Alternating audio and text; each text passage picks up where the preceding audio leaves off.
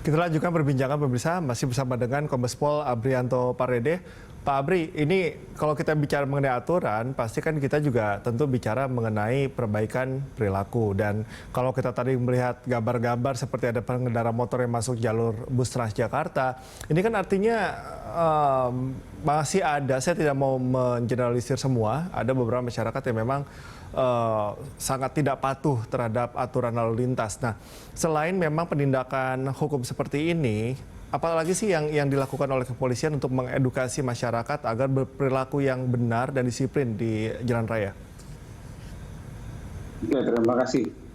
Jadi Polri dalam menyelesaikan satu permasalahan itu melakukan 3 hal.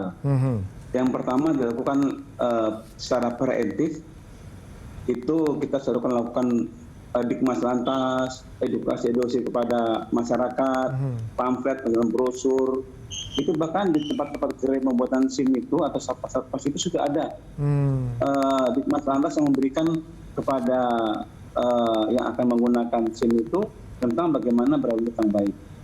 Kemudian dengan cara preventif itu sudah dilakukan patroli, sudah dilakukan sambang-sambang ke komunitas. Itu banyak dilakukan oleh teman-teman dari bagian Dikmas Lantas.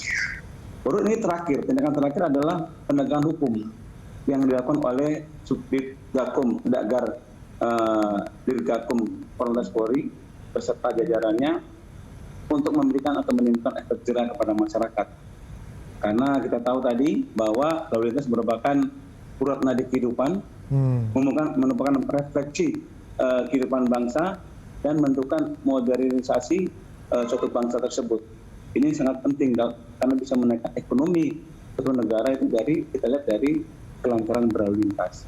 Oke, tentunya saya yakin polisi juga nggak mau nilang ya, maunya ya pengendara semua disiplin. Nah ini supaya pengendara-pengendara juga tahu nih Pak Abri, kadang-kadang kesalahan itu ada yang sengaja diperbuat, ada juga yang nggak sengaja gitu kan, artinya dia nggak sudah melakukan kesalahan. Nah, jenis-jenis kesalahan atau pelanggaran apa saja sih mungkin yang sebetulnya kecil tapi kerap sekali dilakukan dan itu justru merugikan diri sendiri? Memang pelanggaran ini yang sudah diatur dalam Undang-Undang Lalu Lintas itu sudah melalui proses penelitian yang panjang sehingga pelanggaran yang sudah diatur ini dapat berakibat atau berdampak kepada kemacetan bahkan kecelakaan. Jadi makanya dikategorikan menjadi 3 kelompok, yaitu pelanggaran ringan, sedang dan berat. Nah, jadi nanti masyarakat yang kadang-kadang melupakan seperti tidak menggunakan helm karena hanya sebentar saja, itu sangat fatal akibatnya. Kita tidak tahu kecelakaan kapan saja datang. Ketika dia baru keluar dari gangnya, tersambar oleh mobil yang sedang kecepatan tinggi karena tidak pakai helm, berakibat fatal. Atau dia tidak menggunakan handphone saat berkendaraan, hilang konsentrasinya, itu juga bisa berakibat fatal. Jadi hal-hal yang kecil yang dianggap oleh masyarakat itu kecil, tapi itu berdampak sangat fatal bagi keselamatan jiwa, bahkan jiwa orang lain. Oke. Nah ini yang harus diperhatikan bersama ya, jangan sampai kesalahan kecil yang mungkin tidak kita nggak ngeh tapi justru merugikan orang lain. Kita kembali ke Perpol atau peraturan kepolisian ini. Ini kan ada dibagi 3 jenis ya Pak Arbi. Ada SIM C, kemudian ada C1 dan juga C2. Ini bagaimana pemberlakuannya dan apakah ini memang semua diberlakukan untuk semua, termasuk dengan pemilik SIM A dan juga yang lainnya, Pak Abri? Jadi memang untuk SIM C ini karena dalam mengemudi sepeda motor itu ada perbedaan tingkat kesulitan mengendarai sepeda motor. Dengan kapasitas silinder mesin dengan cc kecil dan cc besar itu sangat berbeda. Dia memerlukan keterampilan dan keahlian tersendiri. Untuk itu perlu diatur legitimasinya agar memang pengemudi yang berkompeten mempunyai keahlian. Jadi sehingga dapat menggunakan kendaraan bermotor tersebut dengan selamat. Bagaimana cara membuktikan apakah yang dilakukan membuktikan bahwa dia bisa mampu dengan menggunakan sistem besar atau kecil? Itu dilakukan uji teori dan praktek dengan menggunakan sepeda motor besar tentunya. Juga dengan sepeda motor kecil Jadi sesuai dengan perolehan SIM yang akan dihadapkan. Hal ini dilakukan agar tidak terjadi kecelakaan lalu lintas dan dapat membahayakan bagi pejalan kaki lainnya. Tentu untuk keselamatan pengemudi itu sendiri. Jadi perbedaannya atau golongannya yaitu SIM C itu berlaku untuk mengemudi kendaraan bermotor jenis sepeda motor dengan kapasitas silinder 250 cc. Oke. Untuk C1 itu berlaku untuk mengemudi kendaraan bermotor dengan kapasitas mesin 250 cc sampai dengan 500 cc. Oke. Atau juga dengan menggunakan daya listrik. Oke. Dan C2 Romo itu bagi pengemudi kendaraan bermotor yang bersilinder atau mesin di atas 500 cc. Ini perlu kita bedakan karena kalau yang sekarang ini kan SIM-nya satu bisa untuk semua jenis. Nah, ketika dia menggunakan kendaraan cc besar, kargo, kecelakaan. Oke. Ya, ini memang sangat penting pembagian golongan ini karena tidak bisa disamaratakan ya untuk pengendara motor ini karena tentu ada keahlian khusus tadi. Nah, ini untuk misalnya seperti motor listrik seperti itu, apakah memang harus meningkatkan golongannya atau seperti apa? Motor listrik sisanya sama, cuman dia beda bahan bakar saja. Oke. Jadi memang untuk motor listrik ini keunggulannya dia tidak membuat polusi udara, lebih praktis, lebih hemat, lebih murah bahan bakarnya. Oke, termasuk untuk apa yang namanya motor gede atau moge ya? Moge ya, itu masuk dalam 500 cc ke atas. Oke.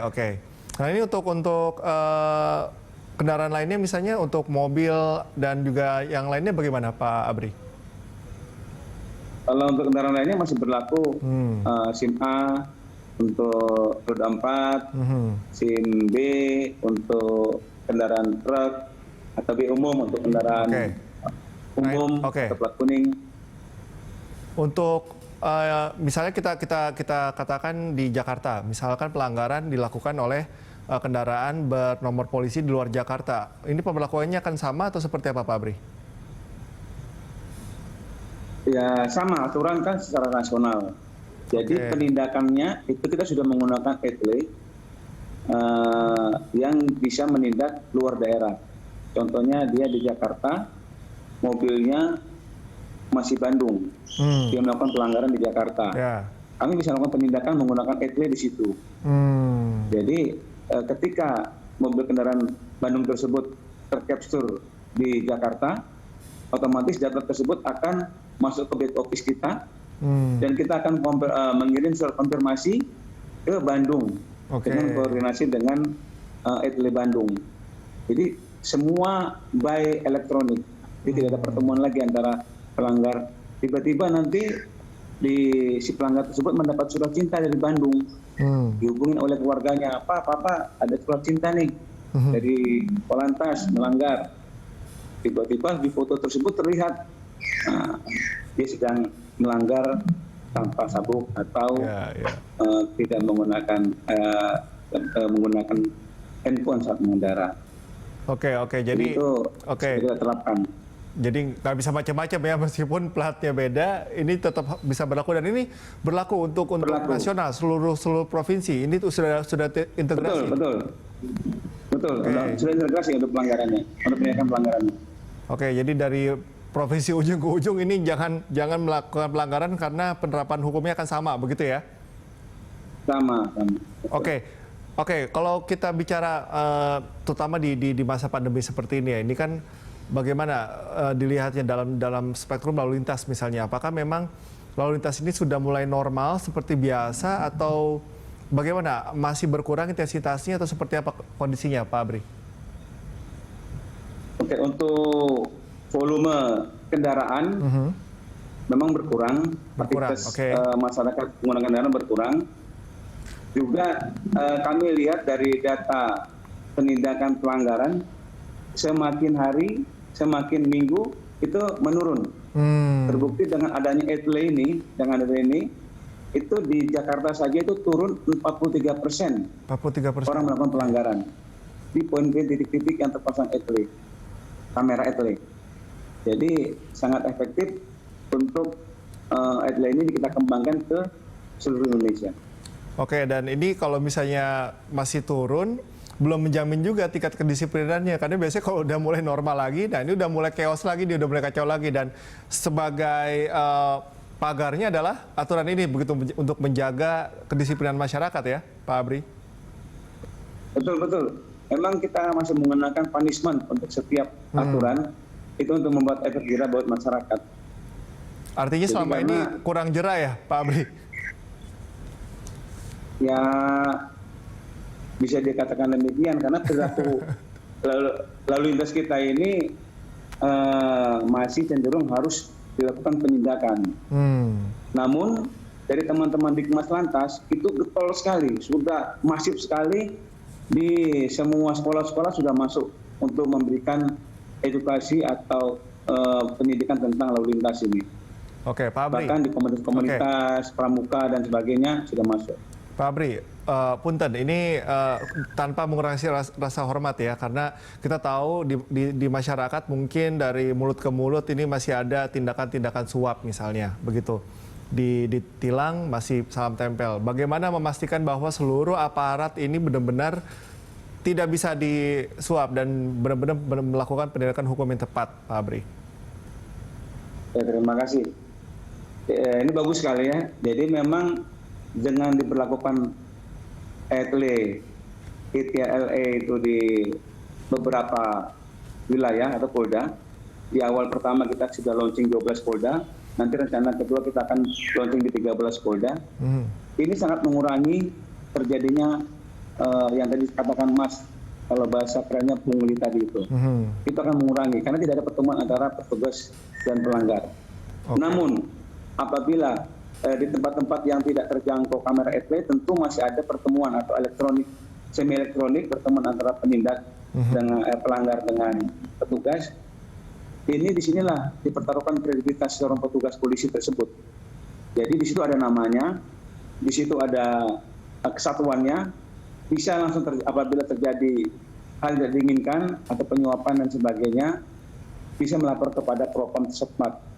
Dan ini pungli itu terjadi apabila ada penawaran dari pelanggar. Maka saya minta juga dari pelanggar supaya tidak usah segera tutup diri untuk terjadi negosiasi tersebut. Kalau diajak damai jangan mau, atau jangan pula pelanggar yang mengajak damai tugasnya. Ini sama-sama melanggar. Namun kalau petugas yang mengawali, bisa dicatat namanya, bisa dicatat satuan tugasnya, langsung dilaporkan pada Propam.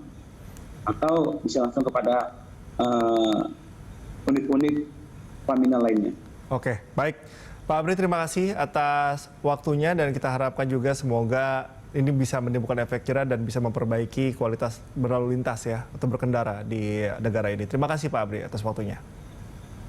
Terima kasih, salam sehat selalu. Assalamualaikum warahmatullahi wabarakatuh. Waalaikumsalam warahmatullahi wabarakatuh. Usai jeda kami akan kembali dengan informasi menarik lainnya. Tetaplah bersama kami di Good Morning Jakarta.